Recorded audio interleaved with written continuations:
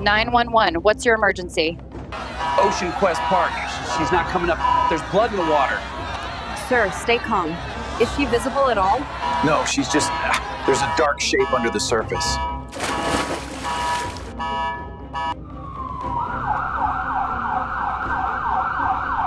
The music was still playing, a cheerful, looping track designed to keep the families smiling.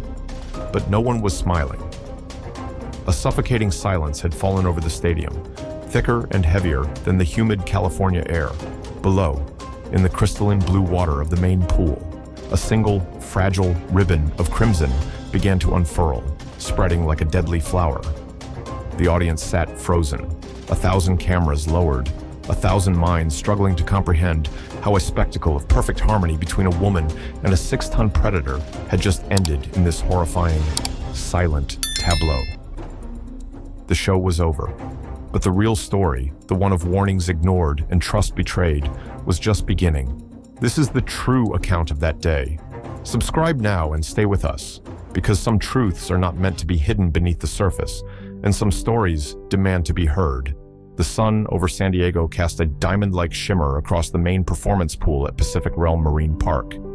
It was a perfect California afternoon, the kind the park's marketing department sold on billboards and in glossy brochures. The air smelled of salt, sunscreen, and the sweet, cloying scent of popcorn. In the grandstand, hundreds of families settled into their seats, their chatter a cheerful hum beneath the upbeat pop music pulsing from the speakers. This was the Dream Factory, a place where the wild was tamed, packaged, and presented as a 90-minute spectacle of wonder. What they were about to witness, what they had paid to see, was not reality. It was a carefully constructed lie, and its final, fragile moments were ticking away. At the center of this spectacle, standing on the smooth, wet concrete of the performance platform, was Maya Jennings.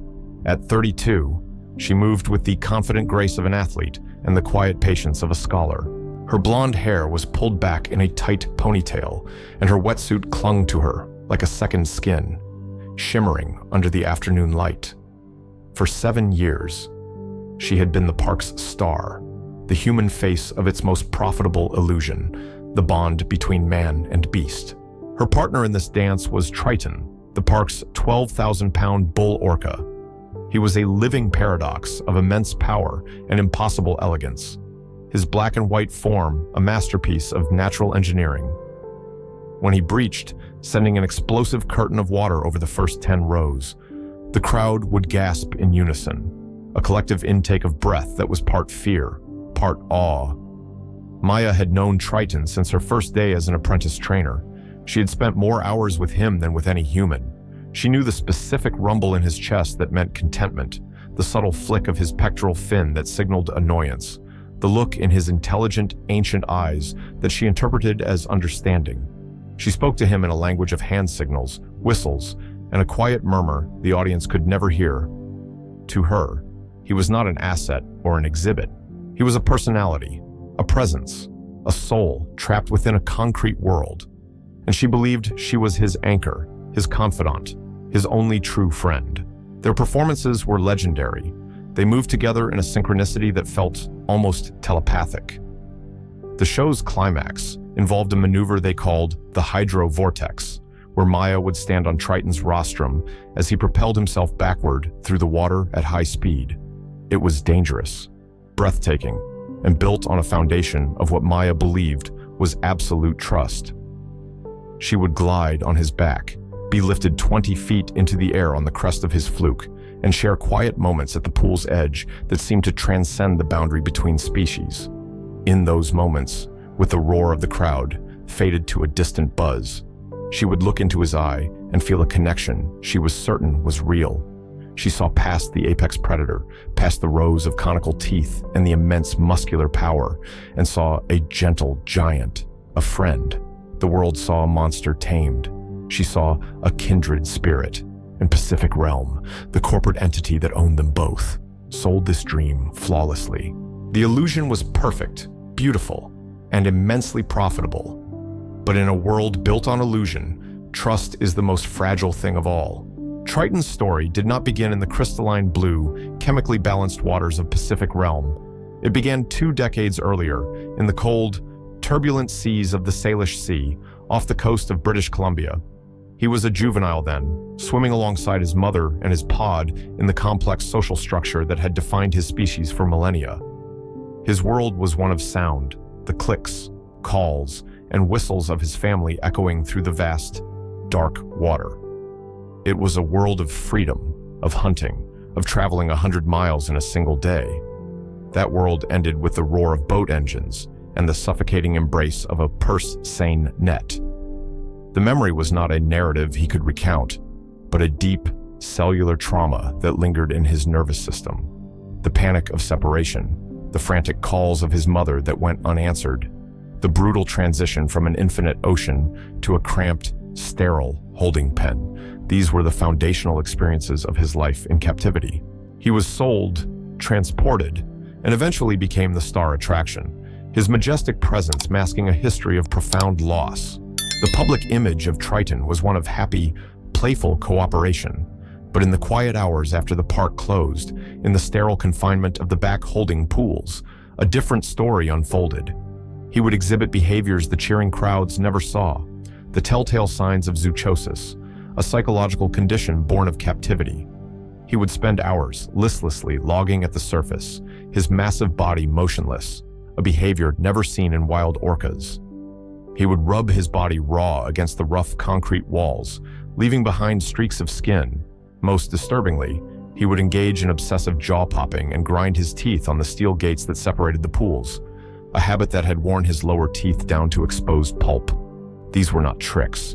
They were the whispers of a mind under immense and chronic psychological distress, the desperate actions of an intelligent, far-ranging predator with nowhere to go and nothing to do. The park's official history, the one narrated over the loudspeakers during the shows, conveniently omitted a critical incident from his early years at a different facility in Florida. The internal report, classified and buried deep in a file cabinet, detailed an aggressive encounter where Triton had grabbed a young trainer's foot and dragged her underwater, holding her there for nearly a minute before releasing her. The woman quit the same day, traumatized. The official line, should anyone ask, was that it was a case of trainer error. The incident became a hushed legend among the veteran staff, a dark secret that underscored the unpredictability of the animals they worked with. Maya knew the story, but she had convinced herself it was an anomaly, a mistake from his youth, before he had formed a bond of trust. One evening, as she was ending a late-night training session, that conviction was shaken. She gave Triton a simple recall signal, a tap on the water he had responded to thousands of times. He ignored it. Instead, he sank slightly and slammed his massive tail against the surface, the sound a deafening crack that echoed through the empty stadium. He turned and stared at her, his eyes holding an intensity that felt alien, cold, and unnervingly focused. It was a brief but chilling break in character, a momentary, terrifying glimpse behind the curtain of their perfect bond. Dr. Eris Thorne was a man who dealt in data, not dreams. He was a respected marine biologist with a specialization in cetacean behavior, and Pacific Realm had contracted him to conduct a biannual review of their animal wellness programs, a requirement for their accreditation. For 6 weeks, Thorne observed, he recorded, and he compiled. His final report, bound in a sterile blue cover, landed on the polished mahogany table of the boardroom with a quiet thud. It was an unequivocal indictment of the park's practices. The report detailed Triton's escalating stereotypical behaviors, the severe dental damage, and the pattern of social withdrawal. Using cold scientific language, Thorne concluded that Triton was exhibiting clear and dangerous signs of stress-induced psychosis. He was a psychological time bomb. Thorne stood before the board of directors, a group of men in expensive suits, and he did not mince words. Triton is a significant and escalating danger to your staff, he stated, his voice calm and steady. I strongly recommend his immediate and permanent retirement from all performances. His warnings were met with practiced, polite smiles and vague promises to take his findings under advisement. A week later, a junior biologist, racked with guilt, anonymously slipped Thorne a folder. Inside was a printed chain of internal emails. Thorne, feeling a professional and moral obligation, requested a private meeting with Maya in the sterile quiet of a back office. He let her read them. The emails, sent between the park's director of operations, Mr. Davies, and the head of marketing, were chilling. Davies mocked Thorne's report as typical academic hand-wringing and dismissed his conclusions as alarmist. The marketing head replied, stating that pulling their star attraction just before the peak summer season would be financial suicide and would trigger a PR nightmare. The final email from Davies was the most damning. "We manage the narrative, not the animal. Keep him in the water." The email chain also revealed the board's recent decision to postpone a critical $30,000 repair to the emergency lift floor system in Triton's pool as a cost-cutting measure. Reading the words, Maya felt a wave of nausea. The foundation of her world, her belief in the park's mission, began to crumble. For years, she had defended Pacific Realm against critics, genuinely believing they put the animals first. Now, faced with cold, hard proof of their callous negligence, she was adrift. The system she had dedicated her life to was a sham. She felt a deep, primal urge to walk away, to expose them, but her loyalty to Triton, the bond she still desperately wanted to believe in, held her captive. Davies called her into his office the next day. He spoke of a major media event, of her unique connection with Triton, of how she was the only one who could keep him centered. It was manipulative, a calculated appeal to her ego and her love for the animal.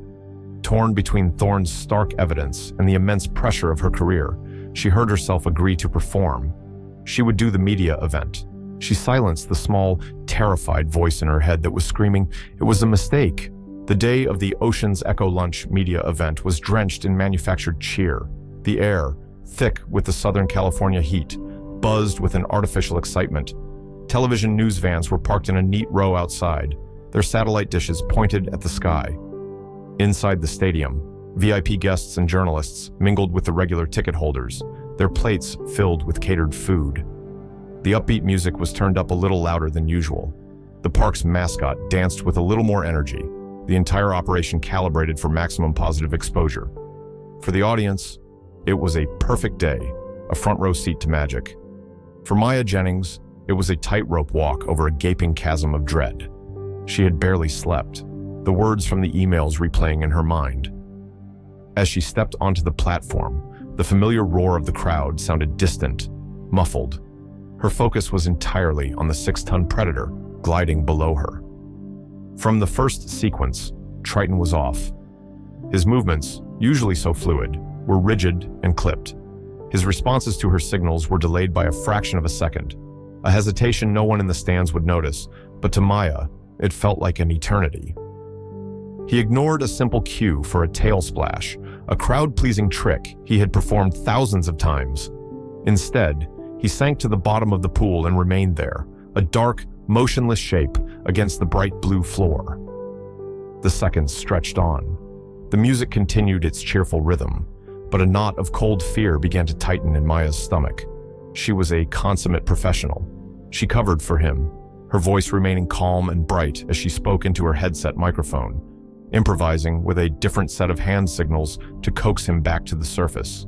She flashed the brilliant, camera-ready smile that had graced the park's posters, a smile that betrayed none of the cold terror creeping up her spine. She could feel the disconnect, the invisible thread of their bond, stretched thin, ready to snap.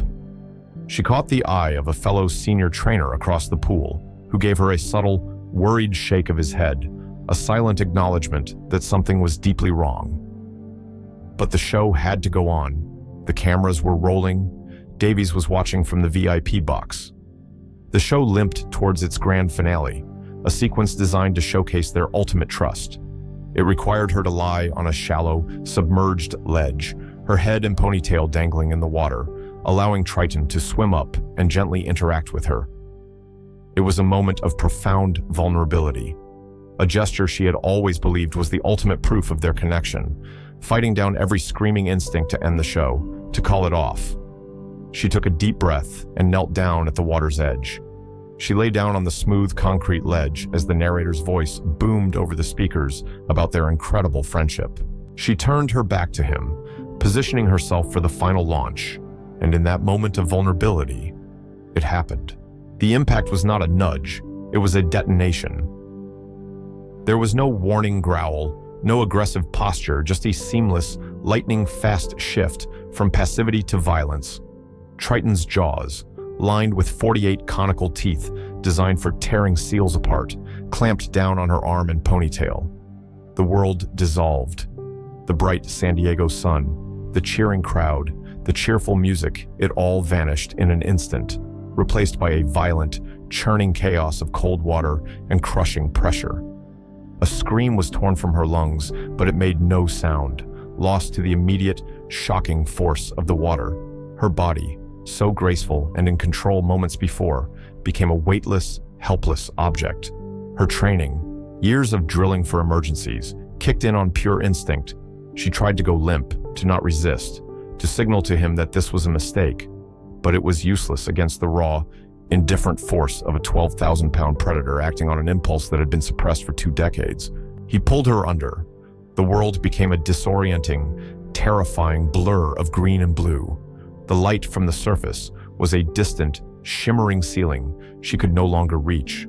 Her lungs burned, a fire demanding air that wasn't there. This was not a moment of confusion. His actions were shockingly methodical. He wasn't just holding her, he was actively, deliberately drowning her. He pulled her deep into the 36-foot pool, then surfaced, then dragged her down again. He shook her with a bone-shattering violence, the same way a wild orca would thrash a seal to break its spine. The impacts against the hard concrete walls of the tank sent flares of white-hot pain through her body. On the surface, the manufactured dream had shattered into a real-life nightmare. The audience's cheers morphed into screams of confusion, then horror. Alarms blared, their shrill cry cutting through the chaos. Trainers frantically slapped the water with poles and deployed nets, their faces pale with terror. Their actions were futile, like trying to stop a freight train with a fishing net. Triton ignored them completely, his focus absolute, for what felt like an eternity, but was likely only minutes. The battle raged beneath the surface, a brutal, one-sided war of ancient instinct against fragile human intellect. Maya's struggles grew weaker, her vision narrowing to a dark tunnel. The desperate fight for air subsided into a grim acceptance. Her final sensation was not of pain, but of a profound, heartbreaking betrayal. Then, as Triton surfaced near the center of the pool, his prize still in his mouth, the water around him began to change. A fragile ribbon of crimson unfurled, spreading outward in the clear blue water like a deadly, blooming flower. A collective gasp rose from the stands, followed by a wave of parents grabbing their children and fleeing. In moments, the stadium fell into a stunned, suffocating silence, broken only by the sound of the water lapping against the sides of the pool. The show was over. In the immediate aftermath, the Pacific Realm corporate machine went into overdrive, not to grieve, but to control. Before Maya's body had even been recovered from the pool, the PR team was crafting a narrative. The first press release, issued while stunned guests were still being escorted out of the park, described the event as a tragic accident that occurred during a trainer interaction. The language was cold, sterile, and deliberately vague. In a press conference the following morning, a somber-looking Mr. Davies stood before a wall of cameras and subtly implied that Maya had made a fatal error, suggesting she had worn her hair in a way that violated protocol. It was a calculated, callous attempt to shift the blame from the institution to the individual, from the predator they had created to the victim it had claimed. They locked down the park, refused to release video footage, and offered counselors to their traumatized staff, who were also required to sign reinforced non-disclosure agreements. But the truth, once unleashed, has a current of its own. The official Occupational Safety and Health Administration (OSHA) investigation began. They subpoenaed the park's internal records, and the carefully constructed facade began to crumble. Investigators uncovered Dr. Aristhorne's ignored report, its pages filled with stark warnings that now read like a prophecy. They found the damning internal emails, which were subsequently leaked to a national news outlet, exposing a corporate culture that had knowingly and repeatedly prioritized profit over human life. The story became a media firestorm, igniting a global debate about the ethics of keeping such intelligent, powerful creatures in captivity. The public outrage was swift and merciless. The final, heartbreaking twist, the detail that turned the tragedy into a profound moral indictment, came from Maya's own hand.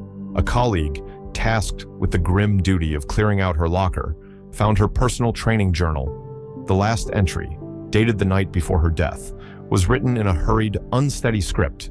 It was a chilling premonition. Triton is not well. It read, "The pressure from the board for the media event is unbearable. He is agitated, and I am scared. But if something happens tomorrow, please know it is not his fault. He is a victim of this place, just as I am." The passage was leaked to the press, and it sealed the park's fate.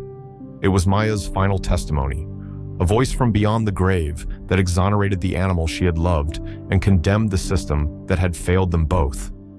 Pacific Realm was buried in lawsuits and public outrage. Ticket sales plummeted.